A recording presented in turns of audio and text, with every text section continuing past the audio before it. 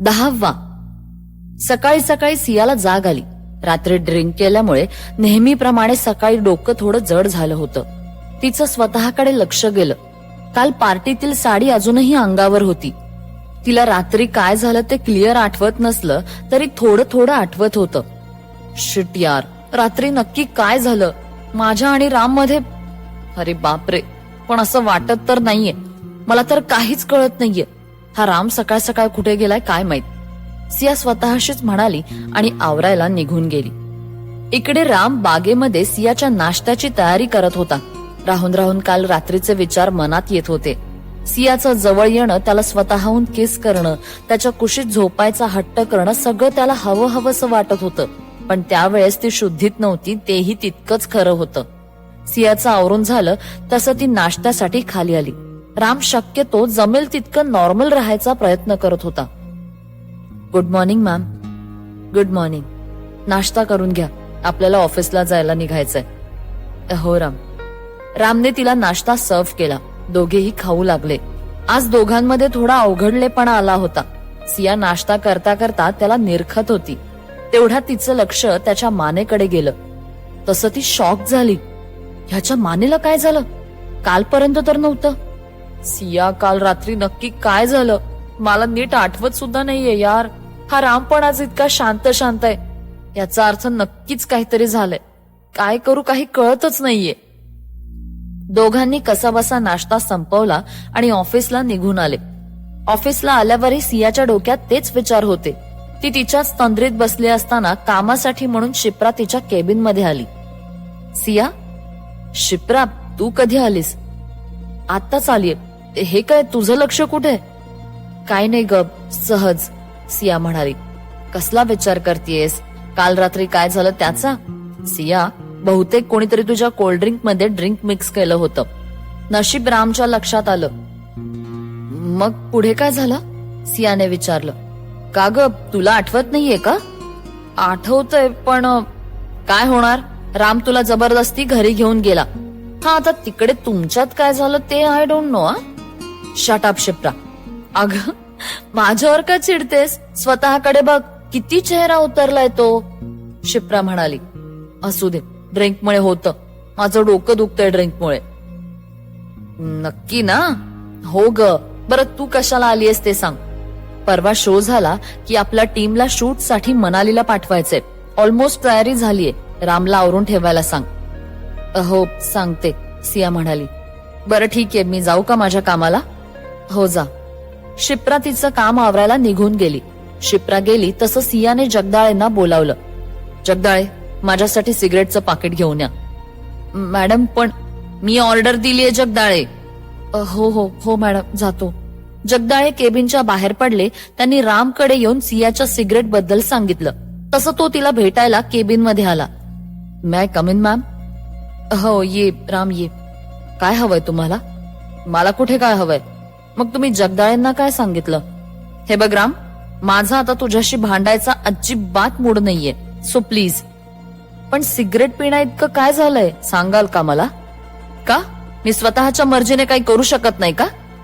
Madam, मी असं कुठे म्हणतोय, फक्त सिगरेट नको असं म्हणतोय. राम, तुला असं वाटत नाहीये का की तुझी मनमानी फार वाढायला लागलीये? मला त्रास होतोय, मला सिगरेट हवीये. बस. सिया रामची कॉलर धरत म्हणाली. कसला त्रास होतोय तुम्हाला? रामच्या प्रश्नांनी सियाचं डोकं फिरलं. किती प्रश्न विचारतोस रे? होतोय त्रास. मी तुला का सांगू? किती चौकशा असतात तुला? तुला खरं सांगता येणार आहे का त्याचं उत्तर? काय हवंय मॅडम तुम्हाला?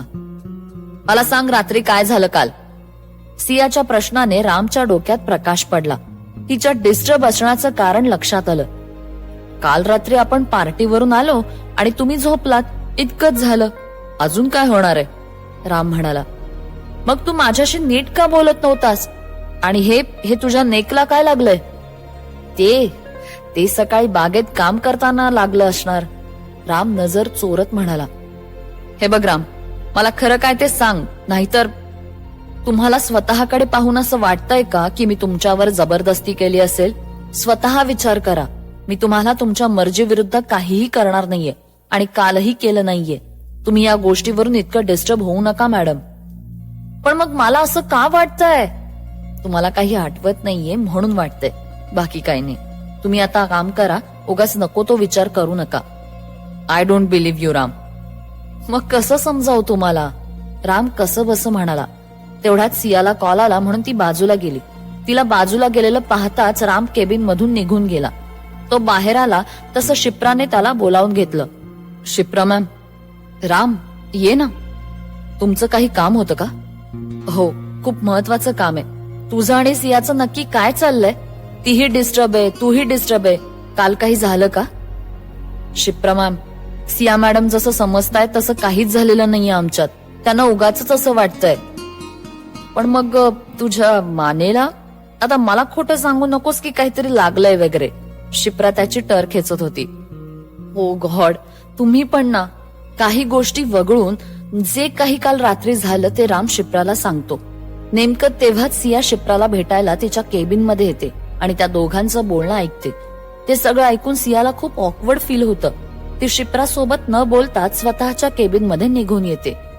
ओ गॉड, काल रात्री इतकं सगळं झालं. नशीब याने काही केलं नाही. सिया याच्या जागी जर दुसरं कोणी असतं तर. पण मी असं कसं त्याच्या जवळ गेले? मग मी स्वतःहून राम जवळ? ओ सिया, हा काय मूर्खपणा करून बसलीस? कसं वाटलं असेल त्याला?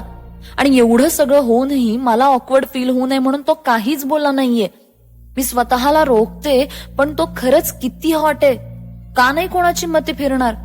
काल तर इतका हँडसम दिसत होता की उफ. त्यात त्याच्या सोबत केलेला डान्स, तो तर मी शुद्धीत केलेला ना. यार, हा राम मला वेड लावणार आहे. तरी नशीब परवाचा शो झाल्यावर 5-6 दिवसांसाठी हा बाहेर जाणार आहे. तेवढंच मला रिलॅक्स व्हायला वेळ मिळेल. सिया, आता ते सगळं मरू दे, तू कामाला लाग. असं म्हणून सिया लॅपटॉप उघडून काम करू लागली. गेल्या वेळेसारखा हाही शो सक्सेसफुली पार पडला. राम तर खूप फॉर्म मध्ये होता. मनालीमध्ये शूट आल्याने दुसऱ्या दिवशी पूर्ण टीम मनालीला निघून गेली. सिया रात्री उशिरापर्यंत ऑफिसमध्ये काम करत होती. तेवढ्यात शिप्राचा कॉल आला. सिया, निघायचं का आपण? आज तुझ्यासोबत राम नाहीये. बरं झालं, तेवढीच माझ्या डोक्याला शांतता. सिया म्हणाली. काय सिया तू, चल निघूयात. दोघेही ऑफिस आवरून घरी निघून आल्या. सिया फ्रेश झाली आणि बेडवर झोपायला गेली. आज रूम मध्ये ती एकटीच होती. कित्येक महिन्यांनी तिला एकांत मिळालेला. तिने मस्तपैकी बेडवर ताणून दिली. ती बराच वेळ कूस बदलत होती. कूस बदलताना तिचं लक्ष सोफ्याकडे गेलं. यार, हा एवढूशा सोफ्यावर कसा काय झोपतो? कधी त्याच्या तोंडून तक्रार नसते. सिया बेडवरून उठून सोफ्यावर झोपायला आली. राम, मला तुझी आठवण येते रे. मला असं वाटलेलं की तू गेलास की मी रिलॅक्स होईन, पण खूप बेचैन वाटतंय. पण तुला काय त्याचं? तुला माझी आठवण सुद्धा येत नसेल. असं असतं तर मला कॉल केला असतास तू. सिया स्वतःशीच बडबडत होती. इकडे रामची अवस्था पण सियासारखीच होती. तो सियाचे आणि त्याचे फोटो पाहत बसलेला. सिया मॅम, तुम्हाला येते का माझी आठवण, की फक्त मीच तुमच्या आठवणीत झुरतोय? नकळत त्याचा हात नेकवर गेला तसं त्याच्या चेहऱ्यावर हसू आलं. कॉल करू का त्यांना? नाही, नको, उशीर झालाय, झोपल्या असतील. राम, तुला खरंच असं वाटतं की त्या झोपल्या असतील? कदाचित त्या तुझ्या कॉलची वाट पाहत असतील. एकदा कॉल तर करून बघ. जास्तीत जास्त काय शिव्या देतील, त्याची तर तुला सवय. चल कॉल लाव. रामने सियाचा नंबर डायल केला. सिया सोफ्यावर बसून होती. रामचा कॉल पाहून टुणकन उठून बसली. चेहऱ्यावर आनंद पसरला होता. 1-2 रिंग नंतर तिने कॉल रिसीव्ह केला. हॅलो मॅम, राम बोलतोय. हा राम, बोल. सिया आपली एक्साइटमेंट लपवत म्हणाली. तुम्ही झोपलात नाही? नाही, ते काम करत होते. अच्छा, तिकडे सगळं व्यवस्थित सुरू आहे ना? उद्यापासून शूट सुरू करायचंय. हो मॅडम, इथे ठीक आहे. तुम्ही ठीक आहात ना? जेवलात का? हो हो. बरं, तुम्ही झोपा, उद्या सकाळी जायचं असेल ना? राम म्हणाला. हो, चल, good night. Good night madam. सियाने कॉल कट केला आणि बेडवर निघून आली. तिचा मागासचा उदास मूड जाऊन चेहऱ्यावर हसू आलं. त्याच तंद्रीत ती झोपून गेली. सकाळी लवकर उठून रोजचं आवरून सिया ऑफिसला निघून आली. काही केलं तिचं ऑफिसमध्ये लक्ष लागत नव्हतं. काम करताना 1000 चुका होत होत्या. डोक्यात सतत रामचे विचार येत होते. सियाने कोणाला तरी कॉल केला. कॉल कट केल्यावर तिच्या चेहऱ्यावर हसू पसरलं. शिप्रा लांबूनच तिचे एक्सप्रेशन्स न्याहाळत होती. सगळं काम बाजूला सारून ती सियाच्या समोर येऊन बसली. शिप्रा, बरं झालं तू आलीस. मी तुला बोलवणारच होते, सिया म्हणाली. का बरं? माझ्याकडे काय काम? तू एक काम कर, घरी जा आणि बॅग भर. पुढच्या 3 तासात आपण मनालीला जातोय. What? Siya, are you okay? Shipra अविश्वासाने म्हणाली. हो का, काय झालं? मी नरकात चल नाही म्हणाले, मनालीला चल असं म्हणालीये, सिया म्हणाली. पण आपण कशाला? आपली तिथे गरज नाहीये ग. शिप्रा, मी सांगते म्हणून तिथे जातोय आपण, समजलं? चल जा आता, आवरावर कर. आणि हो, आपण येतोय हे कोणाला कळता कामा नये. ओहो, तो सिया अपने राम से मिलने जा रही है.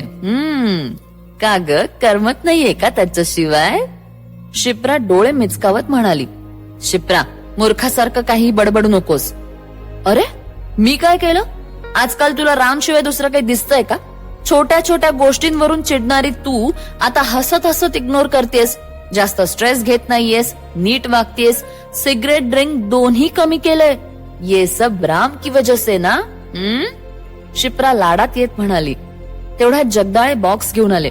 शिप्राने त्यांच्या हातातला बॉक्स घेऊन सियाला दिला. राम तर इथे नाहीये, मग हे कोणी दिलं? शिप्राने विचारलं. चल आपण चेक करूया. सियाने बॉक्स ओपन केला. त्यात गोल्डचं नाजूक ब्रेसलेट होतं आणि नेहमीप्रमाणे कॅडबरी होत्या, सोबत एक letter. Hello Siya ma'am, bracelet पाहून प्लीज रागू नका तुम्ही. मला आवडलं म्हणून घेतलं. तुम्ही घालावं असं कंपल्शन नाहीये, पण तुम्ही हातात घातलं तर मला आवडेल. सोबत कॅडबरीज आहेत. मी येईपर्यंत तुम्हाला नक्की पुरतील. काळजी घ्या. राम. लेटर वाचून सियाला हसायला आलं. हा राम मॅड आहे का? असं काय, किती स्वीट आहे हा. आता ते तुला माहित ना, तू त्याला बाईट केलंयस. शिप्रा डोळा मारत सियाला म्हणाली. शट अप शिप्रा, तेव्हा मी शुद्धीत नव्हते. तुला आठवतं, या आधी ही पार्टी तू ड्रिंक केली असताना एकाने तुझ्याजवळ यायचा प्रयत्न केला होता. तेव्हा तर तू त्याच्या कानाखाली दिली होतीस, मग रामला का नाही दिलीस? बरं, मान्य की तू तेव्हा शुद्धीत नव्हतीस, पण मग डान्स? त्या दिवशी पार्टीत तू पहिल्यांदा डान्स केलास. सोचो सिया, सोचो, शिप्रा सियाला म्हणाली. तू काहीतरी उगाच विचार करू नकोस शिप्रा. जा, आवरायला जा. रामला भेटायला एवढी घाई झालीये. शिप्रा सियाला चिडवत होती. शिप्रा, सिया चिडून म्हणाली.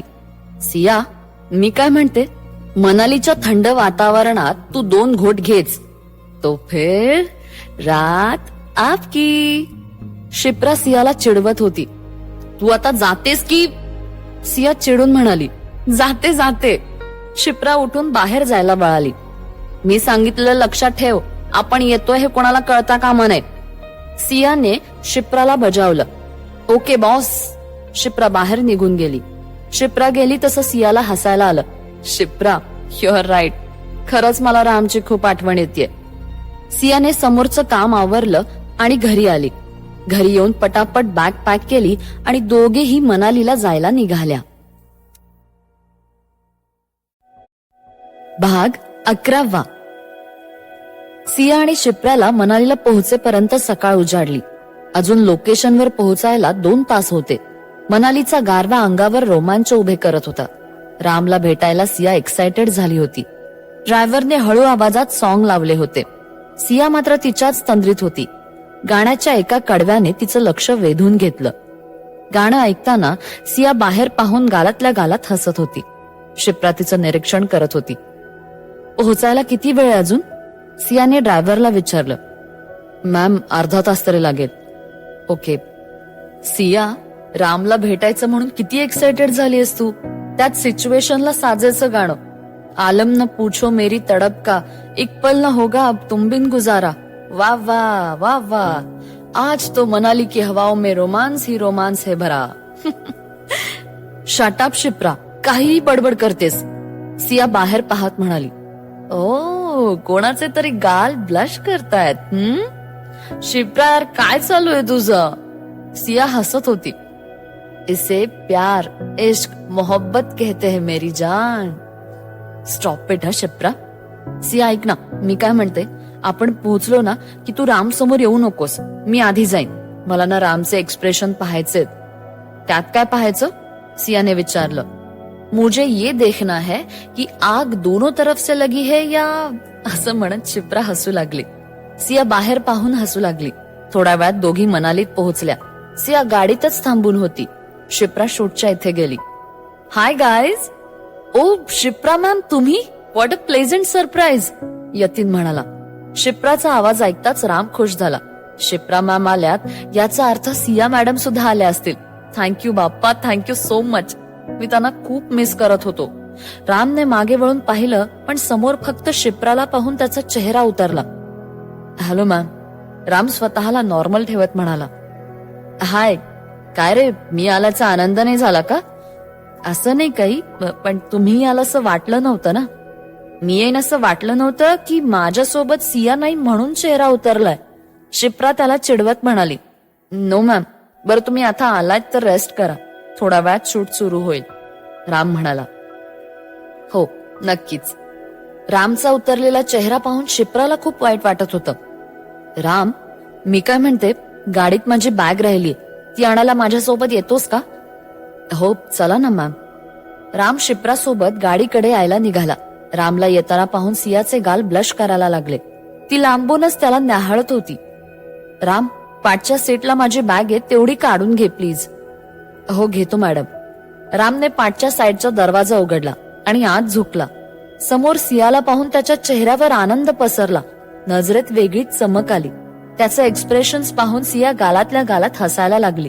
तिने भुवई उंचावून त्याला काय असं विचारलं. त्याने हसतच काही नाही असं सांगितलं. तो पटकन बाहेर आला. राम, मन में लड्डू फुटा. शिप्रा डोळे मिचकावत म्हणाली. शिप्राच्या बोलण्यावर राम चक्क लाजला. त्याला असं लाजलेलं पाहून शिप्रा आणखीन जोरात हसू लागली. राम, माझं पार्सल बाहेर काढ. काय? राम गोंधळून म्हणाला. अरे गोंधळतोस काय, तुझंच पार्सल येते, काय हवं ते कर, मी जाते. शिप्रा हसतच निघून गेली. रामने सियाला हात दिला तसं ती गाडीतून बाहेर आली. दोघांच्या चेहऱ्यावर आनंद ओसंडून वाहत होता. तुम्ही रूम मध्ये जाऊन फ्रेश व्हा. राम सियाला रूमवर घेऊन आला. सिया फ्रेश झाली तसं दोघेही शूटच्या ठिकाणी यायला निघाले. मनालीत खूप थंडी पडली होती.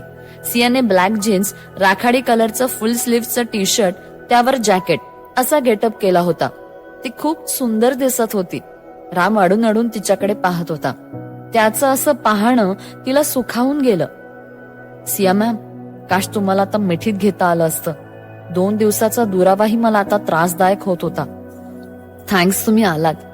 राम मनातल्या मनात म्हणाला. याला काय झालंय, अडून अडून पाहतोय.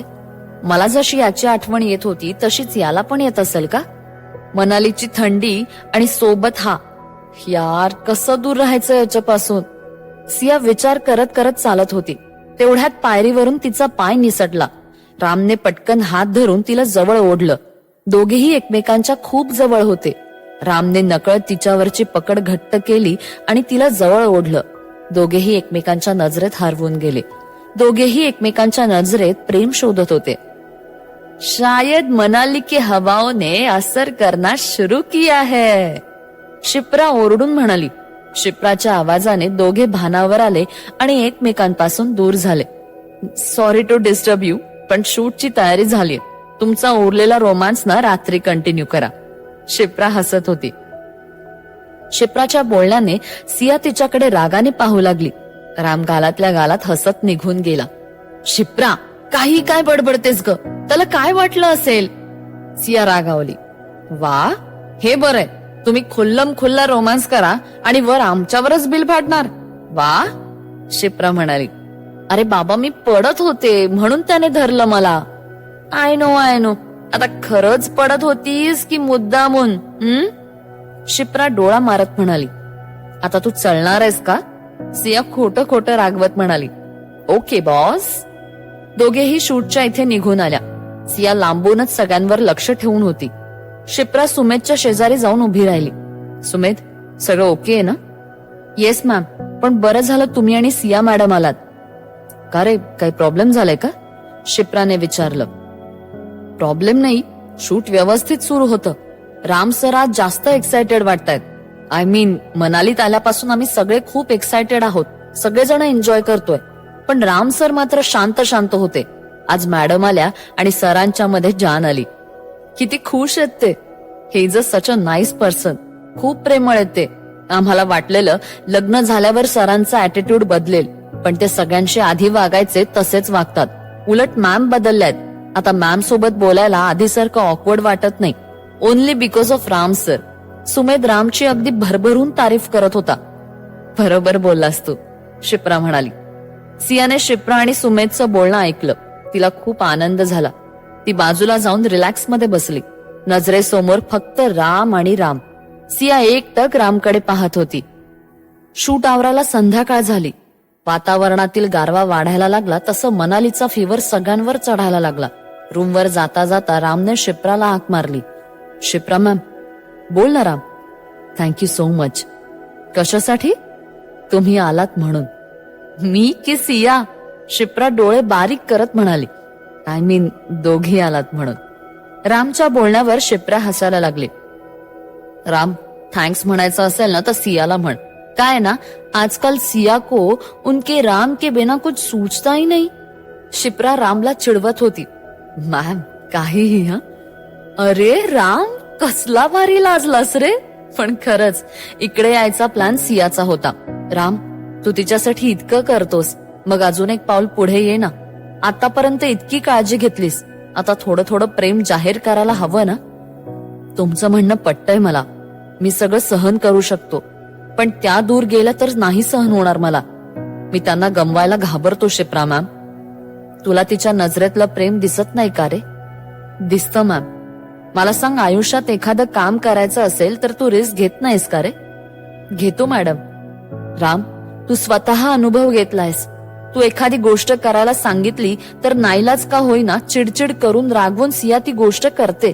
रादर तू तिला करायला भाग पाडतोस. मला माहितीये प्रेम जबरदस्ती करायला लावू शकत नाही, पण एखाद्याच्या मनात प्रेम असेल आणि ती व्यक्ती जर एक्सप्रेस होत नसेल तर आपण मेहनत घेतली पाहिजे ना. बरोबर आहे मॅम तुमचं. मी काय करायचं ते पाहतो. गुड. दोघे बोलत असताना सियाचा आवाज आला. सगळे सियाच्या बोलण्याकडे लक्ष देऊ लागले. गाईज, जरा इकडे लक्ष द्या. उद्याचं शूट झालं की परवा आपण मनाली फिरायला जाणार आहोत. सियाच्या बोलण्यावर सगळे आनंदाने ओरडायला लागले. चलो, गुड नाईट. सगळेजण आपापल्या रूम मध्ये निघून गेले. प्रवासाने सिया खूप थकली होती. रूमवर आल्या आल्या चेंज करून ती बेडवर आडवी झाली. थंडी खूप असल्याने सियाने अंगावर ओढून घेतलं. राम रूम मध्ये निघून आला. आल्या आल्या त्याने चेंज केलं. सगळ्यात मोठा प्रश्न हा होता की झोपायचं कुठे. त्याच्या चेहऱ्यावरील प्रश्नचिन्ह पाहून सियाला हसू आलं. राम, छोट्या छोट्या गोष्टींचा पण किती विचार करतोस रे. तू बेडच्या त्या साईडला झोप, मी इकडे झोपते. Thanks ma'am. बरं तुम्ही झोपून घ्या, दमला असाल. हो, चल, गुड नाईट. Good night. एकमेकांना गुड नाईट बोलून दोघे झोपी गेले. थकल्यामुळे आणि थंडीमुळे दोघांनाही झोप लागली. सवयीप्रमाणे सिया लोळत लोळत रामच्या जवळ आली. रामही झोपेत होता. ती त्याच्या जवळ आली तसं त्याने तिला कुशीत घेतलं. तीही त्याच्या अंगावर हात टाकून झोपून गेली. सकाळी रामला जाग आली. सियाला मिठीत पाहून तो थोडा गडबडला. त्याची नजर तिच्या चेहऱ्यावर स्थिरावली. तिच्या चेहऱ्यावर आलेली केसांची बट रामने अलगद बाजूला केली. सिया, झोपेतही किती सुंदर दिसता तुम्ही. तुमच्या चेहऱ्यावरून नजर हटत नाही. आज पहिल्यांदा इतक्या जवळ आलायत. खरं सांगू, तुमच्यापासून दूर राहणं कठीण जातंय आता मला. त्यात तुम्ही अशा मिठीत आलात तर मग काय. असं म्हणून राम तिच्यावर झुकला. त्याने तिच्या गालावर ओठ टेकवले. टोमॅटो सारखे गाल आहेत तुमचे सिया. असं वाटतं खाऊन टाकावेत. त्यात हे स्ट्रॉबेरी सारखे ओठ, तुमच्या पापड्या. उफ, वेड लावलंय मला. सिया, तुमच्या ओठांना स्पर्श करण्याचा मोह मला आवरत नाहीये. राम तिच्याकडे पाहून बोलत होता. त्याला वाटलं सिया झोपलीये, पण सिया जागी होती. राम, किती स्टुपिड आहेस रे तू. मूर्ख माणसा, बायको आहे मी तुझी. जवळ घेतानाही किती विचार करतोस. कर ना किस राम. सिया मनातल्या मनात म्हणत होती. सिया विचार करत असतानाच राम तिच्यावर झुकला. हलकेच त्याने तिच्या ओठांवर ओठ टेकले आणि पटकन तिच्यापासून दूर होऊन डोळे मिटून घेतले.